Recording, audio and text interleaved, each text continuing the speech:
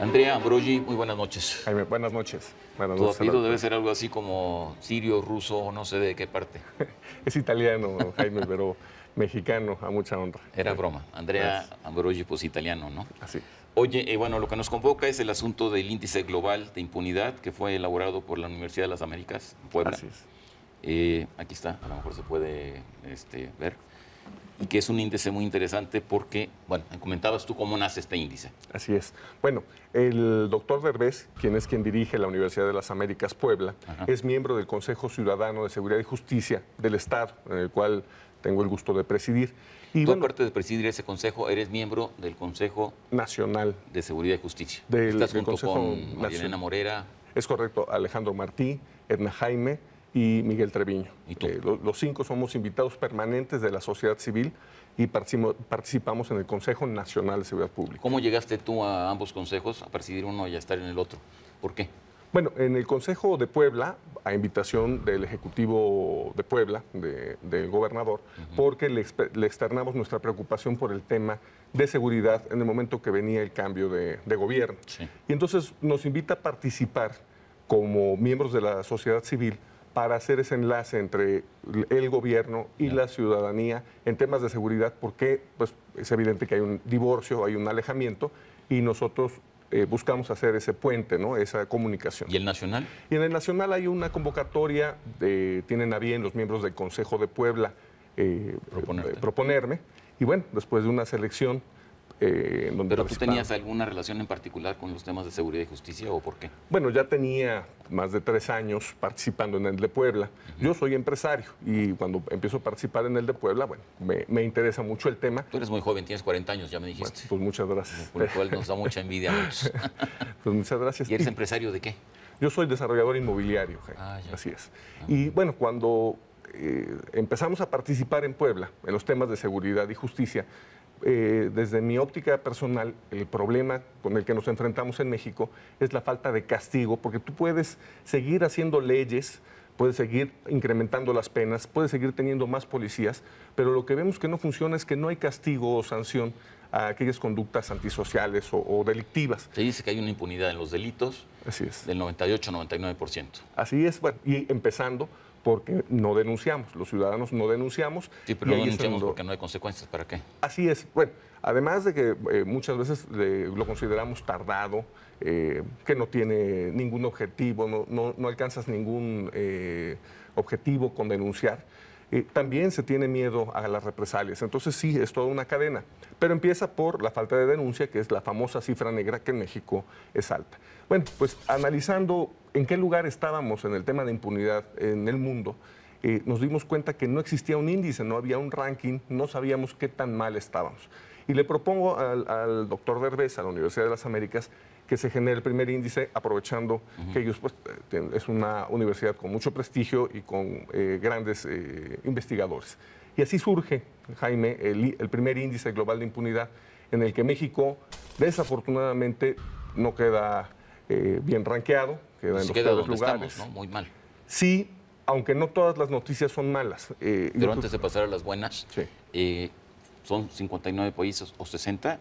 59. Y quedamos en el lugar 58. Es correcto. Son 59 no por un capricho, no porque haya sido una medición arbitraria, sino porque se toman 14 variables para medir el fenómeno de la impunidad y solamente 59 países cuentan o reportan la información suficiente y confiable a la ONU para que podamos hacer esta medición. ¿Cuáles son muchas variables, 14, pero sí. A lo mejor nos puedes enumerar todas, pero dinos. Bueno, mira, lo principal son 3 ejes, ¿no? Se mide seguridad, se mide justicia y se miden derechos humanos. Y los 3 ejes se miden desde el punto de vista funcional y estructural, ¿no? Que también funciona la seguridad, que también funciona la justicia, que también funcionan los derechos humanos y qué tanta infraestructura tienen para operar los 3 ejes, ¿no? Y entonces, bueno, ahí surge cuántos policías tienes por cada 100,000 habitantes, cuántos jueces tienes por cada 100,000 habitantes, si existe o no existe tortura, desaparición forzada en cada uno de los países. Y bueno, así es como vas generando el índice y lo que creo que es muy importante comentar, Jaime, no se trata de un índice construido a través de percepciones ni de encuestas a expertos, son datos duros reportados por los países a la ONU. A lo mejor es una pregunta ingenua o carente de sentido, pero mides el número de policías, pero ¿puedes medir la calidad de esos policías? Pues no, pero aquí surge un punto muy interesante para México. México está por encima de la media en el número de policías, aunque siempre hablamos de que necesitamos más policías, tenemos los policías suficientes y más. Tenemos 355 policías por cada 100,000 habitantes, siendo que la media internacional de estos países son 322 policías y tienen índices de delincuencia y de violencia muy inferiores a los nuestros. ¿Qué está pasando? Precisamente lo que tú dices, donde tenemos un problema grave es en la forma en que operan, en que funcionan estas policías. Y te pongo un ejemplo que nosotros hemos estado impulsando con mucha fuerza. Las policías no deben trabajar 24 horas por 24. Eso, además de que les provoca unos daños a la salud importantes. O sea, jornadas de 24 horas. Las jornadas de 24 horas, que ya prácticamente están en desuso en todo el mundo. Aquí somos de los pocos países en donde seguimos con esa forma de operar y que no tiene razón de ser, porque sí tenemos los policías suficientes. Muchas veces los mandos policiales te dicen, es que necesito más. Tienes razón, no debería de operar 24 por 24, pero necesitaría más policías. Ahí está la muestra de que no es verdad, porque los demás países operan con menos policías y en 3 turnos de 8 horas. Ahora, en el caso de los policías es claro, y bueno, fue la supuesta reforma que se iba a hacer y que está congelada en el Congreso, que hay 1,800 corporaciones de policías municipales que ganan sueldos, la mayoría de ellos de 4,000 pesos mensuales, que no tienen estudios. Es decir, hay este mundo de policías que creo que asciende a 160,000 policías, está perfectamente mal estructurado, no están capacitados. Entonces, ¿qué se podría esperar? Bueno, lo primero sí es homologar precisamente desde sueldos, prestaciones, formas de operar, me refiero a los horarios, ¿no? Y eso es el paso que es indispensable dar. Empezar por tener un diagnóstico confiable de cómo están operando las policías y ver cómo deberían de operar. Es de lo que también le hemos insistido al Sistema Nacional de Seguridad Pública, que se incluya en este diagnóstico, en estos manuales que están por diseñar para los mandos únicos, que se establezca cómo deben de operar, no solamente homologar salarios y prestaciones. Ahora, bueno, yo leí algunos datos sobre este índice global de impunidad y una cosa que me sorprendió. Países que estaban en la órbita de la Unión Soviética, sí, que ahora ya no son parte de la órbita de la Unión Soviética, aparecen como los países con mayor índice de no impunidad. Así es. Pones unos ejemplos. Bueno, está Croacia, está Rumania, está Bulgaria, está Eslovenia. Vamos sobre Croacia. Sí. Un desastre, una guerra, etcétera. ¿Cómo te explicas eso? Pues mira, fue un proceso de 25 años, ¿no? Precisamente llegaron a un punto en donde sus instituciones estaban destruidas, no existían y tuvieron que empezar de cero. ¿Qué creemos que fue muy importante para que estos países llegaran a estos niveles de poca impunidad? Que hubo un acompañamiento por parte de la Unión Europea, precisamente para brindarles el apoyo hasta financiero, se les pusieron ciertas condiciones de cómo debían de operar sus instituciones y lo tuvieron que seguir si querían integrarse a la Unión Europea o formar parte de esa economía. Lo hicieron y ahí están los resultados.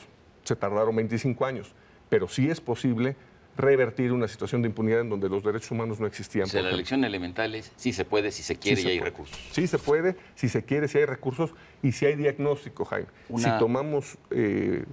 una pregunta, en este índice, ¿cómo se ubica Colombia? Mira, Colombia está muy cerca de México, está a 1/10 de México, prácticamente es el penúltimo lugar, bueno, nosotros somos el penúltimo, ellos nos siguen muy de cerca, estamos prácticamente empatados. Porque la policía colombiana presume de ser una gran policía.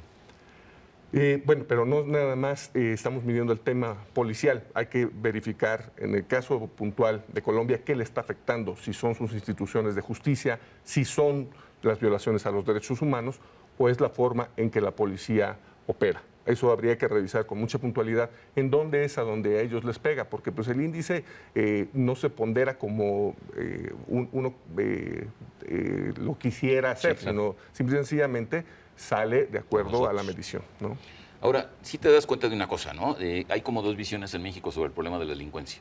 Una la encarna a la perfección Andrés Manuel López Obrador, que dice los delincuentes son efecto de la pobreza y, consecuentemente, mientras no eliminemos la pobreza, pues no se eliminará la delincuencia.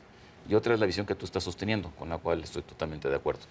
La delincuencia ha florecido y se ha expandido porque la impunidad es verdaderamente aterrante. Y mientras eso no se limite, no se abola, pues eso no se va a acabar, ¿no? Y esta polémica prácticamente está dentro del gobierno, fuera del gobierno y en todas partes, ¿no? O sea, lo primero que hay que combatir es esta idea de que es la pobreza la que genera violencia o robo, etcétera. Eso no es cierto. No, bueno, si tú revisas el índice, hay una comparativa sobre el PIB por los países. Los países ricos no es que sean menos impunes, no te garantiza tener dinero ser menos impune. Sí, el factor de la desigualdad juega un papel importante, pero aquí lo que es determinante es que exista o no exista castigo a las conductas delictivas. Si existe castigo, vas a evitar que ese tipo de conductas proliferen y se vuelvan exponenciales. Me refiero los fenómenos como corrupción, como inseguridad, se ven alimentados por la falta de castigo, por esta enorme impunidad en la que nos toca vivir. En el arca abierta el justo peca. Exactamente. Ahí se resume perfectamente lo que detona la impunidad.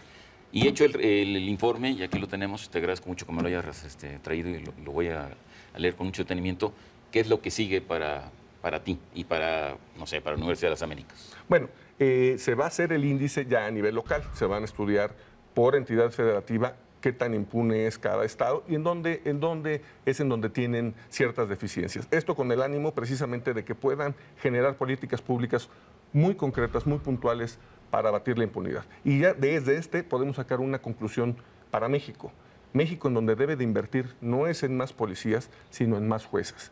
Tenemos solo 4 jueces por cada 100,000 habitantes, la media internacional son 17 y el país menos impune del mundo tiene 45. Pero ahí sí discrepo de ti, porque efectivamente a lo mejor el problema no es contratar más policías, pero el problema es que los policías que tenemos son completamente ineficientes y eso necesita una enorme inversión y una enorme capacitación y una enorme decisión política que hasta la fecha ha estado ausente. Sí, no, bueno, ahí estamos de acuerdo. No es contratar más policías. Sí hay que invertir en su capacitación, en homologar sus salarios, en lo que decíamos de que funcionen bien, que los mandos policiales sean profesionales, que sepan cómo deben de desplegar los cuerpos policiales, pero no se trata nada más de invertir en más patrullas, en más policías, en más armamento. Necesitas hacerlos que operen bien. Pero insisto en la parte del problema que tenemos en justicia. Pero en justicia, lo dijo alguien hace poquito aquí, el problema también es la enorme corrupción que existe en ese sistema. Pero se nos acabó el tiempo. Lo dejamos para otra vez. Gracias, Jaime. Gracias por el espacio. No, al contrario. Andrea, muchísimas gracias. Gracias. En Contexto, buenas noches. Hasta la próxima semana.